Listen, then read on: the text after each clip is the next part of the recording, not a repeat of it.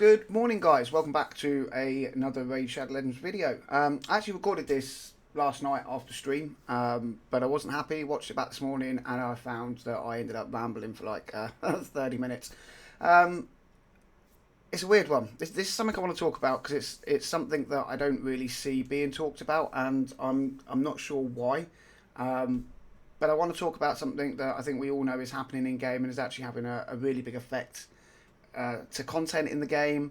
It's definitely going to affect future content in the game, and it's one of them things that I want to talk about, but I want to try and do it respectfully. If I'm sure that anyone watching this has watched Hell Hades, knows there. Anyone who's watching this will know who Hell Hades is. You know the big content creators through Raid. I'm sure we all do. And they actually got to go out and meet the devs or on a video chat. However they did it, they got to have a conversation with the devs behind Raid, and it was really cool. We learned a lot from the videos that they put out. One of those being that they do actually listen to community feedback. It may not seem like they do, but they do. They also listen to complaints that we have, and they do take it under advisement when it's done in a courteous way, shall we say. So today what I want to talk about is I want to talk about power creep, and I want to try and do that in a respectful way where we can actually have a proper conversation about it, why I think it's an issue, why I think it does need to be sorted out. Another big problem that kind of ties in with this is that they don't want to nerf champions, and that kind of, I know that gets people's backs up, and it's a bit of a two-sided blades with that one. I wasn't around back in the, I've only been playing about 2 years, so I wasn't around back in the day when they did some of the big nerfs that apparently really pissed off the community. Hell Hades was saying in his video that even champions like Trunda that don't work properly, they refuse to fix because they're actually fearful of the community backlash. And I kind of feel like that on its own is a massive problem. And I want to talk about why in this video, and I kind of want to go over the problems that it's having in the game right now, but also where it's going to lead if it continues on the track it's on. So what kind of started this whole video? Well, like I said, I've been playing the game. I'm actually here on my main account. I've been playing the game, coming up to somewhere around the 2-year mark, and I'm enjoying the game. I love it. There are some things I don't like about it, as I'm sure many of you do. But really, what's kind of been the final kind of nail in the coffin, or the straw that broke the camel's back, as it were, was Curse City. Now, I'm actually really enjoying Curse City. This is my hard, where I am on hard. I'm actually roadblocked by a few of these, just because I don't have a roster. Only playing 2 years, I don't have a massive roster.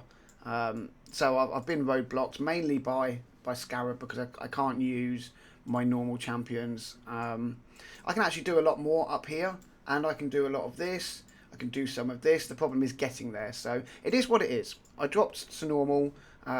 Actually, in normal, I've pretty much completed it. I've got one down here to do that I kind of just noticed that I haven't done, so I'll do that in a minute. But we've done everywhere else. My roadblocks here, I've tried this multiple times. I cannot get a good combination of champions that work and have the blessings on them. So I feel like this is more just a blessings problem, because I do have the champions, but they're not blessed. So that's something that time will fix. Here, a similar issue, though. I feel like I'm limited on the champions to actually get through this. But it is what it is. I'm really happy with Curse City. To me, one of the best bits of content in the game is Doom Tower, and now Curse City. The boss, however, Amius, is not. He's not a good fight. And the reason it's not a good fight is because of power creep. Now, please look, before you shut the video off, if anyone's actually watching this or does watch it, we're like 4 minutes in, yeah? Bear with me and listen to the argument. Listen to everything I've got to say about it, because Amius is... he's the outcome of 18 months, 2 years worth of power creep in the game. And the problem is he's not the only one. He's just the most recent version of it. Sand Devil, Phantom Shogun, perfect examples of how things crept up, and now we end up with this. Okay, Amius is a pain in the arse. I'm actually going to open up in the background my Hell Hades optimizer, because I want it. I want to make this point, and I want you to try and understand the point that I'm making. Amius's mechanics are extremely tough, but they are tough in a way that they're trying to counteract their own power creep. Okay, they're trying to fix a problem that they have in game that they've made themselves. Okay, right, look, here we go. So here's my Hell Hades optimizer. If you don't know how Hell Hades optimizer works, you come in here, you click find the team. It's going to try and find me a team. I have 112 teams that can complete Amius. I have maybe 30 or 40 hours on this boss fight, and I cannot get it done. I have the stats, I have the gear, I have the champions. The problem with the boss fight is if you get one thing wrong and you're on a 12 or 15 minute run, it's a wipe, you start again. There are caps on things like enemy max HP. Why? Because we have champions like Newt coming out with a triple hitter that is enemy max HP. We have so many things going on, and this is all to counteract champions like Taras and Marishka and, you know, the Sifis and all these other crazy powerful champions. We've had Awakenings come out in the last year. We've had Gear Ascension come out in the last year. Now, obviously, I can't compare it to what Raid was like pre all those things, because I've only been, you know, I was playing for maybe 8 or 9 months before we started getting all that new content. So I've kind of grown into the game with all this being available. So I'm not really sure what it was like beforehand. But the problem is we have this stat bloat with gear, with stats. I mean, me, personally, I've been able to progress because of Ascension. Yeah, this is how I progress. I haven't progressed my account because I've got amazing gear. In fact, Mishold's probably my perfect example of this. Yeah, I've managed to really push up some great stats on him because of Ascension. And, you know, this is a build that I just shouldn't, at my level, be able to achieve. I've achieved it because of Ascension stats, basically. And, you know, I'm farming my Great Hall. But back to the problem. The Ascension problem started or increased that power creep curve. And then what we get is we get bosses coming out where they have to make it extremely tough and unforgiving because of power creep. Now, they've said they don't want to nerf champions because it will piss people off. But I think they have to. I think if you look at Sand Devil as a perfect example, they've already said that that Sand Devil isn't working the way they want it to. Okay, if you want to do Sand Devil properly, to me, I was farming like stage 1, 2, and 3, doing it properly with the mechanics. Okay, I actually have my team set up for stage 12 here with a sleep champion and keeping me alive and Geo and Newt. Okay, this was my stage 12 team, and I was doing stage 12 in, it wasn't that long. I think it's about 6 minutes. That was a quick team there, but that was sheer luck. My actual farming team, 100% team, is like a 6-ish minute run. Trying to do it properly. Now, in the last few days, since this Chaos Dust came out, I decided I really wanted to push Sand Devil because I want to get up to 25. And actually, I have a stage 25 team, which is Godseeker and Newt, which is what I'm now using to farm stage 19. It's not a quick team, but it's a 100% team. And I just need to get through this roadblock here because of the off affinity on Newt. So here is a perfect example, again, with Sand Devil, of the power creep issue that we have in game. It's not a dungeon that can be done properly the way the mechanics want you to do it unless you have the stupid OP broken champions. Iron Twins was exactly the same. Okay, coming over to Iron Twins, until I pulled Geomancer, I could not do Iron Twins. I could do, I think it was like stage 3 or 4. You could see the times very quickly started jumping up, and I struggled. I think I might have actually made it to about stage 10. And then really struggled getting through. Then I pulled Geomancer. Geomancer changed the entire game for me because of how strong he is as a champion. So we look at Sand Devil and you go, okay, right, Iron Twins came out and they roadblocked that behind needing solid champions like Geo, Bogni, Duchess, they nerfed the unkillable team straight away because that was how people were doing it. Again, they couldn't do it the way it was intended, so they came up with teams that were unkillable to get it done because the content was so hard. They still haven't nerfed it, by the way, so you have to have those champions to do it. Then they brought Sand Devil out, and again, Sand Devil stepped it up a notch. Phantom Shogun come out, stepped it up a notch. And then we've got Curse City, and we're up another notch, where if you don't have very particular champions, you can't do it. And then even if you do have the champions, like I said, I've got the ability, I had to make 112 teams. But look at the champions in it, okay? Pretty much the same lot of champions, okay? Mithrala, Venomage, Pythion, Elba, Seal. We're kind of looking at the same champions. We're looking at one damage champion. Maybe a lot of them don't even have damage champion. It's passive damage or very slow ticks of poison from Venomage. And then it's just keep your champions alive. Well, they also have to go extremely fast. Bear in mind, this is normal. Even on a slow run here for like 8 minutes, you've got to be going very quick to get it done. Okay? So there is a big issue with power creep. Another way that I can show you about power creep is if we actually go to the Hell Hades main site.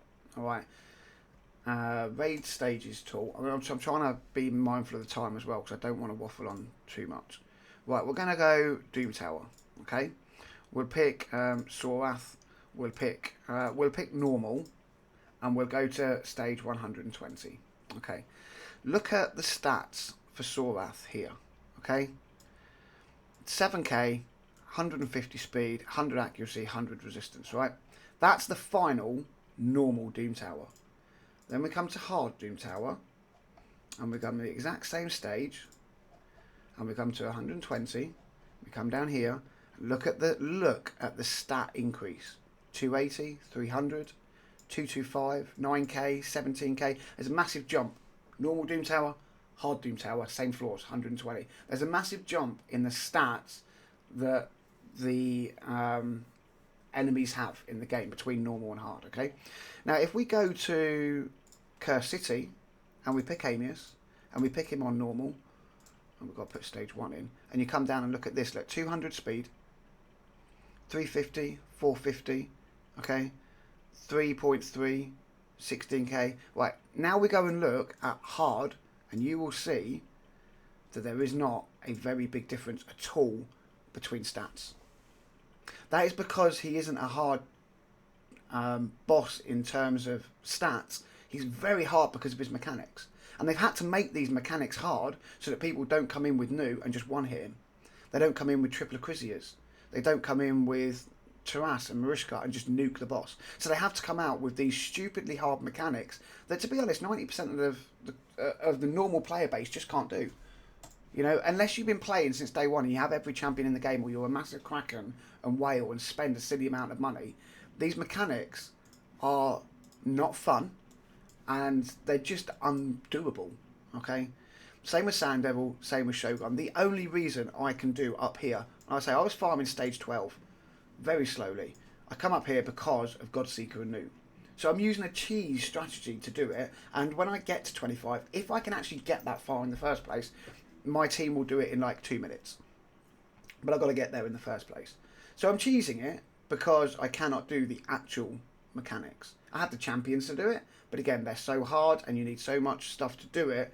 It's just, it's not balanced. And I know they say they don't want to come in and they don't want to nerf champions like Marishka and Taras, even Nu and Chunda and things like that. But I feel for the longevity of the game, they have to. They have to come in and they have to tone some of those champions down a little bit and then increase some of the other champions up a level. The reason Geo gets used everywhere is because no one else comes close to him. If you're like myself and you weren't about in the days of Ninja, Geo is the way to get things done. Now, if they brought other champions up to that level and gave them a buff, then that helps. But you also have to tone champions down and have them in line with each other. Because otherwise, where do we go from here? Over the last year, we had Iron Twins, Sand Devil, Phantom, and now Amius. And that power creep has gone really steep, really quickly. What about the content this year in 2024? How much harder is it for us as players to complete but also for the devs to develop and make and come up with things. Because even fusions, you've got to have noticed, new champions coming into the game, their kit is getting, the wall of text with every single skill is getting so much more intense because they have to try and constantly outdo themselves. Well, there's no need for it if you just scale back those few champions that are peaking above where they should be. I know it's not a topic people want to talk about and they're not going to enjoy, but I feel like for the longevity of the game, it has to be talked about, and it is something they're going to have to take into account and do something about, because otherwise they're just going to get to the point where they make content that no one can complete except that top 1%. And for a game development team to only worry about the top 1% of their player base it's just not feasible. The game will die. It will shut down and it will die because you will lose the player base. Okay, so it's got to be looked at. Now, personally, this new Capcom Monster Hunter duo that they're doing, I love, because I love Monster Hunter. Okay, aesthetically, I love these champions, and I'm going to come in here to make another point, a perfect point. Okay, the Nia Gigante look, oh god, she looks amazing. Okay, I'd buy her outright. I don't spend on the game, or I do spend a little bit here and there, but not a lot. The odd £20 here and there on some gems or some energy. I love her. I'd spend, if she was like the champion chase like Xena just was, I would spend the money. I would spend the money because she looks amazing, but I would spend the money because her gear is crazy. She is such a powerful champion with the gear and the things that she does, especially here, attacks all enemies, places a hex and a provoke. If the target is a boss, places a hex debuff for 3 turns, a provoke for 2. This goes down to a 3-turn cooldown, and with masteries you can get this landing for, potentially 4 turns and 3 turns, so it's always on. This is power creep, and power creep in a massive way. You look at the other champions that we have that are hex and provoke, and none of them do both. So again, they're having to bring out champions that are better than the champions that are already in game, because otherwise why would people go for them? And I get that, but it's having to be done so much because they won't rein in the likes of Trunda and Marushka and Taras and other champions. It's not just limited to those few. There are a lot of them in game that need to be looked at. They've done it with Corpulent Cadaver and Madman, but they don't want to do it with the legendaries because they are worried about the backlash in the community. I'm sorry, but you have to do it, right?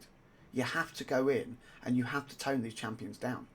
And yes, it may piss people off, but for the longevity of the game and to keep the player base happy, to keep the player base playing, because you will, if this continues, lose players. Players like myself that even at 2 years love the game, want to keep playing it, getting to the point where I can't do content because it's too hard. I have the champions, I have gear, but I don't have awakenings. I don't have the bits that I need to do it, and I don't want to spend tens of thousands of pounds and get a second or third mortgage on my house to play this game. I'll just stop playing. I'll play other games. And that's starting to happen if you look at the player numbers of the game already. It's also because of other things like inflation for infusions and things like that. That's another video on its own. But look, the power creep issue needs to be talked about. I'm really hoping that this can start a polite conversation, and we can have ideas on how we do that. Maybe it's not just nerfing. Maybe there are other ways. I'm not a developer. I'm not a coder. People like Saf have some amazing ideas on how they can rein things in. But inevitably, when you actually look at it, they do equate to nerfs. Things like, who is it? Is it Riho? No, it's not Riho. There's a champion, and she resets herself. Yumiko. Is she a dark elf? Where is... I don't have her, so I don't know. What is Yumiko? I could spend ages trying to find her, so I'll just talk about her. But Yumiko resets herself. The way you balance Yumiko is to take out the reset on herself. Let her reset everyone else the way she does, but take out the reset to herself. Now, yes, that will be a nerf, but how that massively brings her down in line with everybody else and sorts that power creep out. So yeah, look, guys, I waffled on for more than what I wanted to, but still not as long as what I did last night. I really hope we can have a conversation about this. I really, really hope that other content creators may see this, because I'm going to try and tag them in it and get them to look at it and have their own conversations with their community, because they can reach tens of thousands, hundreds of thousands of players. And I just think this is a conversation that needs to be had for the longevity of Raid. But it needs to be done in a polite way. Yeah, I know people are going to be pissed if they come in and nerf champions, but look at other games and look at the fact that most games that have been out as long as Raid have had hard resets where they come in and like mass reset the game, bring champions down, bring champions up, or you move into like a new season and those champions that were overpowered get left behind so that they're no longer game changing, and then it makes it easier to develop content and things like that. Something like that may work. Maybe we end up needing a hard reset from Raid this year. I don't know how it's done, to be honest, but it has to be done. It has to be talked about. It has to be looked at. That's just my thought on it. I would love to know your thought, guys. So if you are watching this, thank you very much for watching it until the end. Let me know your thoughts in the comment section down below, please. I'd love an adult conversation about this. I know there's going to be haters. I know there's going to be people that aren't happy about what I've got to say. But I think the majority of people, if I can get enough people to view this video and have a conversation about it, will accept that, you know, something has to be done about it. So look, there we go, guys. Thank you very much for watching. Hit that like button, hit that subscribe button, because I've got plenty more Raid videos coming your way. And until the next one, I'll catch you all soon. Thanks for watching. Have a good day.